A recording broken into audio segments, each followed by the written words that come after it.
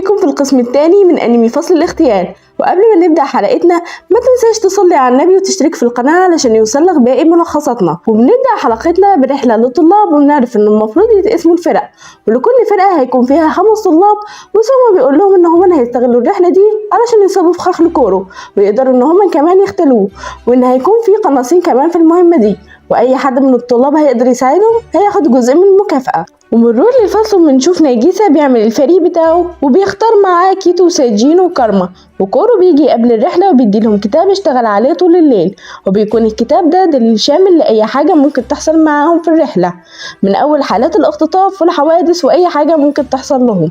بعدها بيطلعوا القطر وبيكونوا الطلاب الأعلى من فصل الاغتيال كلهم في الدرجة الأولى، وطلاب فصل الاغتيال كلهم في أقل درجة. وهم قاعدين بنشوف كيتو وأكودا وكنزاكي بيقابلوا شوية عيال كده غريبين، ومحدش بيعمل لهم حاجة، بس بيكون واحد منهم شكله بدون ان هو ناوي على حاجة.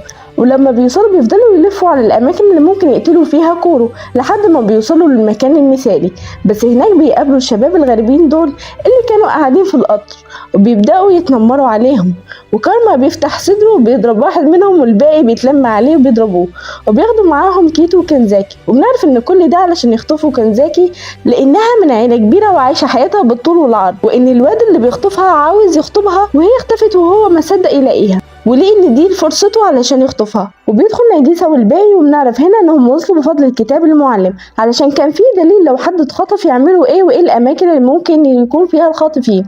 وبيكون في كارما لسه هيضربهم، بس بيسمعوا صوت بره وبيدخل كورو وبنشوف هو شايل الطلاب ويا عيني شكلهم اتهروا ضرب، وبيعتذر عن التاخير لانه كان بيدور في باقي الاماكن، وكورو بيمطوح فيهم يمين وشمال ومحدش عارف يشوفه اصلا، وده بسبب سرعته. وتاني يوم في المدينه كان كورو والطلاب بيتفسحوا، وكان في قناص بيحاول ان هو يغتاله، بس دايما كورو كان سابقه بخطوه. بنشوف يا عيني القناص كان قاعد بالليل ومتضايق لانه فشل في الاغتيال، وبيظهر كورو بيعزمه على الغداء وبيقول له ان هو بسببه الرحله كانت ممتعه جدا، والقناص بيقول له انت اكيد في دماغك فيها حاجه، بس كورو بيقول له لا والله مش كده، بس المفروض ان التلاميذ هم اللي يختلوني وهم اللي يدرسوا الاماكن والتضاريس والتواريخ علشان كده يقدروا ان هم يختلوني، وهو بيساعدهم في دروسهم علشان يعملوا كده. وتاني يوم بيجي رساله لكل الطلاب من سوما بيقول لهم ان في طالب جديد هينضم ليهم، وبيجي واحد وبيكون معاه صوره وبتطلع انها طالبه، وبيكونوا مستنيين بفارغ الصبر، وبيدخلوا الفصل وبيلاقوا جواها حاجه غريبه، وبيظهر على الشاشه البنت الجديده وبترحب بيهم كلهم، وسوما بيدخل بيعرفهم على زميلتهم الجديده، وبتكون عباره عن ذكاء اصطناعي. وفي الحصه بنشوف البنت اللي شبه التكييف دي وهي بتطلع اسلحتها وبتفضل تضرب على كورو، بس كورو طبعا بيتفادى اي هجوم منها، وبتقول له انها هتتطور في هجومها اللي جاي، وبعدها بتهجم عليه تاني وبتقدر انها تصيبه في صباعه، وبتقوله نسبة انها تقدر تقتله قبل التخرج 90%، وبتفضل تهجم عليه طول اليوم، وبيكون كل الطلاب متضايقين لانهم مش عارفين يركزوا بسببها.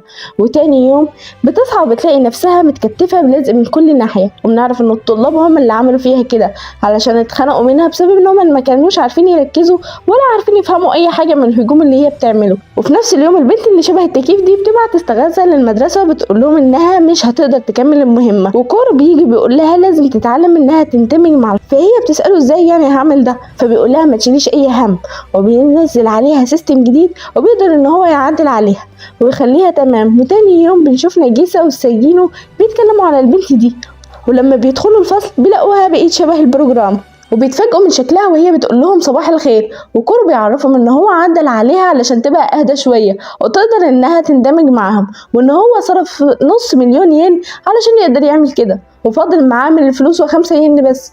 بالليل بيدخل الفصل مجموعة من الحكومة وبيبقوا متضايقين جدا من اللي حصل في الريبورت، وبيرجعوها تاني زي ما كانت. وتاني يوم الطلاب وكورو بيتفاجئوا انها رجعت زي الاول، وسوما بيقولوا ان ممنوع اي تعديل عليها، وان اي حد هيكتفها تاني هيتعاقب. ولما سوما مشي الطلاب شافوها انها رجعت تاني لطبيعتها، وبدل ما تضرب بالاسلحه بتضرب ورد، وبتقول لهم الحكومه جت تعمل لها ضبط مصنع بس خبت خزمه البرامج بتاعت كورو علشان ترجع تاني زي ما كانت.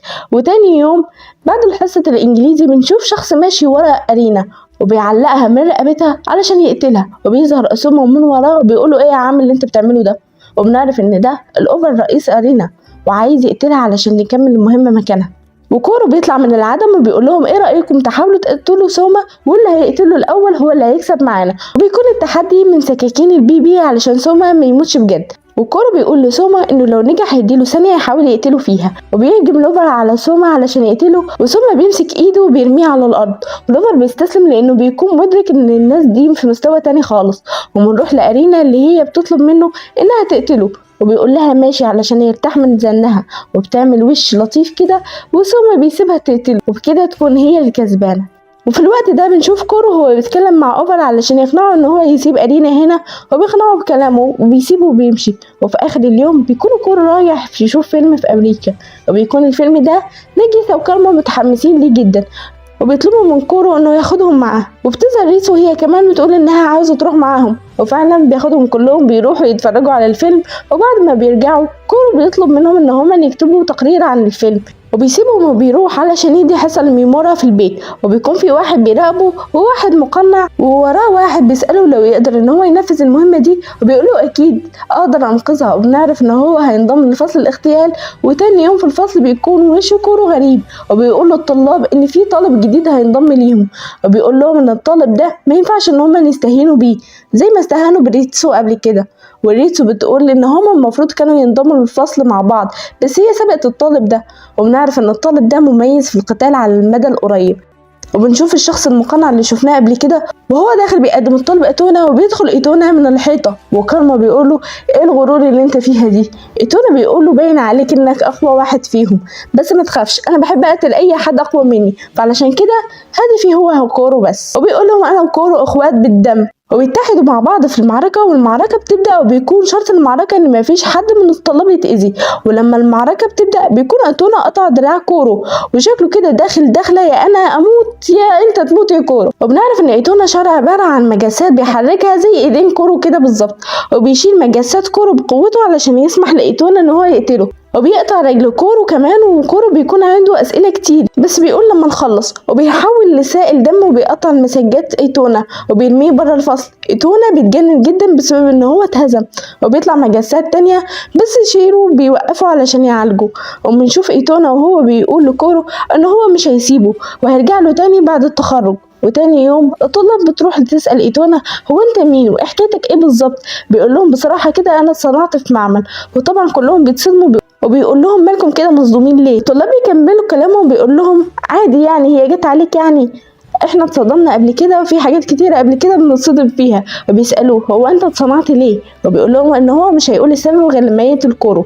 وتاني يوم بيكون كارما ونجيسة وساجينو وهما ماشيين بيقابل ساجينو فريق البيسبول القديم بتاعه، بيبدأوا يتنمروا عليه وبيعرفوا ان في مسابقة جاية وان فريق الفصل الاغتيال واخد عرض في الاخر مع فريق البيسبول. وساجينو بيكون متضايق جدا لانه عاوز يكسب، وكورو بيقول لهم انا هعلمكم تكسبوا ازاي. وبنروح للمباراة وفريق فصل الاغتيال بيلعب حلو وبيزعق للفريق الأساسي، وده لأن كورو بيكون المعلم بتاعهم، وبيكسبوا أول جولة وبياخدوا أول 3 نقاط. وبيكون مدرب الفريق التاني بيستغرب من اللي بيحصل، وبيدخل المدير بيكمل التدريب باقي الماتش، وبيقول المدير ان الفريق كلها تلعب دفاع لانه عارف نقطة ضعفهم، وفريق فصل الاغتيال كله بيلعب في الهجوم، وبرضه بيكسبوا الجولة التانية. وبعدها بنشوف سوما وهو بيدرب الطلاب على القتال، وبيقول في نفسه ان مستوى الطلاب دي في 4 شهور بقى عالي جدا، وان في وسطهم مواهب كتيرة جدا، لغاية ما بيحس ان في حد اخترق دفاعه وبيطلع نجيسة وبيرميه على الارض. بيكون مستغرب ازاي نجيسة ان هو يخترق دفاعه كده بالسهولة دي. وبيوصل مدرس جديد من قوات الامن وبيكون لطيف جدا، وباين عليه بيحب الاطفال شويه وبيعاملهم معامله بمنتهى اللطف. وبنعرف ان اسمه تاكا. ثم بيروح مكتبه وبيكون قاعد فاتح ملف تاكا، وبنعرف ان هما كانوا زمايل زمان، وبيكتشف من الصور اللي في الملف ان تاكا مش طيب ولا لطيف ولا اي حاجه، وان هو في الحقيقه بيعذب التلاميذ بتوعه. وبنروح للتدريب وبيكون تاكا عامل جدول للطلاب والمفروض ان هما هيتدربوا عليه لغايه الساعه 9 بالليل، ده غير ان هو لغى اغلب الحصص وخلى مكانها تدريب. واحد من الطلاب قال له احنا كده مش هنلاقي وقت نذاكر فيه، بس تاكا بيتحول 180 درجة وبيضرب الطالب جامد، ويقول لهم ان هم من أسرة وهو الأب ولازم يسمعوا كلامه. وبيقول ما بينه وما بين نفسه ان هو هيسيطر على الطلاب، وما بين الخوف واللطف، وان هو هيوزن ما بين الحاجتين دول. وبنشوف الطالبة بتقول له انها مش موافقة على الوضع ده، وتاكا بيضربها هي كمان وبيقول لها ان مش كل حاجة عاوزينها هتحصل. وبيظهر كورو وهو متعصب جدا بيقول ايه اللي انت بتعمله في الطلاب بتوعي؟ بس تاكا بيرد عليه بيقول ان دي الحصه بتاعته وهيعمل فيها اللي هو عاوزه. كورو للاسف بيقعد وهو وسوما بيتفرجوا عليه وهو بيدي الحصه للطلاب، بيقول كورو لسوما ان هم اللي لازم يتصرفوا مع الاداره علشان يمشوا تاكا من هنا، بس سوما بيقول له الموضوع ده هيكون صعب. بنشوف التدريب صعب جدا على الطلاب لحد ما واحده من الطلاب بتتعب جدا وبتنادي على سوما، فتاكا بيتعصب جدا بيكون لسه هيرفع ايده علشان يضربها، بس سوما بيظهر من وراه وبيمسك ايده. فتاكا بيقول له طبعا انت متضايق من طريقه التدريب بتاعتي، انا هعمل معاك اتفاق، وبيكون الاتفاق ان هو يختار واحد من طلابه ويقتله بس بسكينه حقيقيه، ولو قدر ان هو يجرحه هو هيمشي. وهو بيكون عاوز يعمل الموضوع ده علشان يمسك الطالب اللي هو هيقتله ويعمل منه عبره لكل الطلاب. وبنشوف سوما وهو رايح لنجيسة علشان يساله لو هو حابب يقاتل تاكا، ونجيسة بيوافق على طول وبياخد نجيسة السكينه وبيمشي بهدوء ناحيه تاكا، وبيكون تاكا مش فاهم هو بيتسحب ولا بيعمل ايه. في لمح البصر نجيسة بيهجم على تاكا، بس للاسف تاكا بيقدر ان هو يتفادى الهجوم بس بيقع على الارض، ونجيسة بيحط السكين على رقبته. ثم بيتصدم من اللي هو شافه وبيقول ان نجيسة موهبة غير عادية. تاكا طبعا بيتعصب جدا وبيتضايق وبيكون عاوز يقتل نجيسة، بس نجيسة بيقول بمنتهى الاحترام ان هم مش عاوزينه يكون مدرب وهم مبسوطين مع سوما ومش عاوزين حد غيره. تاكا بيتعصب جدا وبيروح علشان يقتل نجيسة، بس سوما بيديله بكوعه في وشه وبيوقعه على الارض، وبيقول ان هو هيكلم الاداره علشان يكمل معاهم. وبيدخل مدير المدرسه وبيقول لهم ان مجلس الامن مش هو اللي وظفه وان القرار قرار المدرسه، وبيفصل تاكا من المدرسه. وتاني يوم بياخد كل الطلاب للغابه وبيروحوا عند حمام السباحة، وبنعرف ان هو اللي عامل الحمام ده بنفسه، والاطفال بيكونوا مبسوطين جدا وبينزلوا وبيكونوا عاوزين كورو ينزل معاهم، بس هو بيرفض. وبنعرف ان المية هي نقطة ضعف كورو. وبنشوف تيرا وهو مع زمايله بيتخانقوا مع بعض علشان درجاته ارتفعت بسبب ان هو كان بيحضر الكورس المكثف بتاع كورو، وبيقولوا مش احنا كنا متفقين مع بعض ان احنا ما نحضرش. وبيرجعوا بعدها المدرسة بيكونوا الطلاب متجمعين على كورو ومنبهرين بالموتوسيكل اللي عمله، بس تيرا بيكون متضايق ان الكل بيحب كورو وبيرمي الموتوسيكل على الارض.